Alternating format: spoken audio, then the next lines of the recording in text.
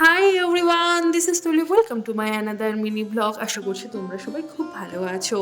তো রবিবার সন্ধ্যায় আমি আর হাজব্যান্ড দুজন মিলে যাচ্ছে হলো কোথায় বলো তো, বোরলা মেলা দেখতে।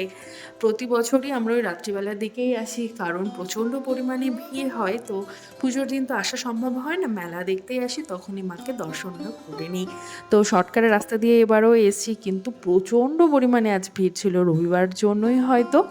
অন্য দিন হয়তো শর্টকাটের রাস্তায় এতটাও ভিড় থাকে না। যাই হোক, ভিড় ঠেলে পৌঁছতে পৌঁছতে অনেকটাই দেরি হয়ে গেছে। এসে তো দেখছি প্রচুর এখানে মা কালীর রয়েছে, এখানে যেটা প্রতি বছরই থাকে, প্রচুর এখানে ঠাকুর রয়েছে। আর ভিড়ও যথেষ্ট পরিমাণে ছিল, পুরো মানুষে ভরপুর। তো এখানে মায়ের দর্শন করতে পেরেছি ভালো মতো, দেখতে পাইনি কারণ সেই সময় সন্ধ্যা আরতি হচ্ছিল। তো যাই হোক, মন থেকে তো মাকে সর্বদাই প্রণাম জানাই।